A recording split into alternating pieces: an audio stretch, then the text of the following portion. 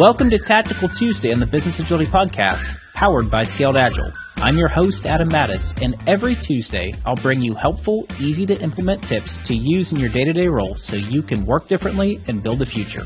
If you like this content, please refer a friend or colleague to tune in, and as always, we appreciate those likes, comments, subscribes, and reviews on your preferred podcast platform.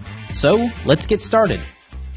Take a walk with me, if you will. Picture this, you're walking along the implementation roadmap, you're doing the work, the teams are getting ready, the RTE is getting ready, product management is doing their best to define and elicit features. But the time has come, we have to prioritize that program backlog, and that means one thing, WSJF, weighted shortest job first. We've all been there. I've been there, you've been there. If you haven't been there, you probably will someday. That is a hard conversation to have. We're forcing people to have hard conversations and make trade-offs in a way that is, though very productive, might be counterintuitive to the way that they've done things before. So how can we make this conversation a little bit easier? What are some tips that you can apply today to help make those early WSJF conversations just a little bit easier? Well, I've got 3 for you. Let's start with the first. Let's socialize the features ahead of time. We understand that we're going to have conversations around the work that's being proposed, but outside of the people who created the work or who maybe requested the work, how many other people know all of the work that's being requested of the system? Let's do our due diligence to send that pre-read. Make sure that the business owners, the people who will be asked to assign values, have the opportunity to review that backlog ahead of the conversation. Seems simple, but if you're not doing it, you probably should check that out. That's a good, easy-to-apply tip to make things a little bit easier. How about the second? Let's make sure we have the right voices in the room. How many times have you heard in a conversation, in a meeting, that the decision maker's not there, that we don't have the authority in the room to make the decision? Well, if you want to be successful in prioritizing that backlog, you need to make sure that the right voices are in the room. And in order to have those right voices attend, we need to make sure that we're clearly communicating what's taking place in this backlog priority conversation. And to ensure that we have the right people in the room, it's not enough to make sure that they know what's going on, but that we're also respectful of their time. We can't put a 2 or 3 hour block of time on the calendar and hope they all show up. We all know that everyone's too busy for that. So let's make sure that we're facilitating the conversation well, that we're doing our best to identify points of contention, to identify questions ahead of the backlog prioritization conversation, so we can have a shorter time box, so we can make it easier for the right people to come to the room, to come to the conversation. A little tip, a little bonus tip, we'll call it 2A.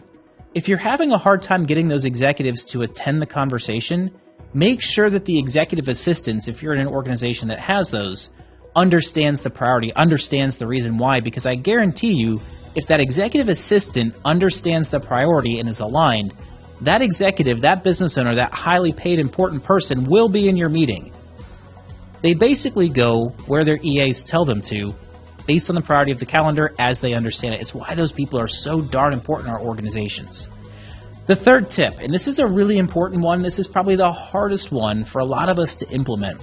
Don't forget that when you start the WSJF conversation, when we start evaluating the priority of our work, the first thing that we have to do for each category, for the risk reduction opportunity enablement, for business value, for time criticality, is to figure out where is our one. For each of these categories, which is least time critical? Which represents the least amount of business value? Which represents the lowest amount of risk reduction or opportunity enablement? Find that one. You've got to have one feature for each one of those areas that represents the one in each category. That gives us our baseline. When we start the conversation of which is the least important, which is the least valuable, which is the least time critical, that re-baselines the conversation from everything being the most important to a conversation that's focused on, let's really figure out what are the nuances, what is the value of each one of these jobs. And don't forget, as it relates to job size, the people making the ask of the system should not be the ones deciding how big the work is.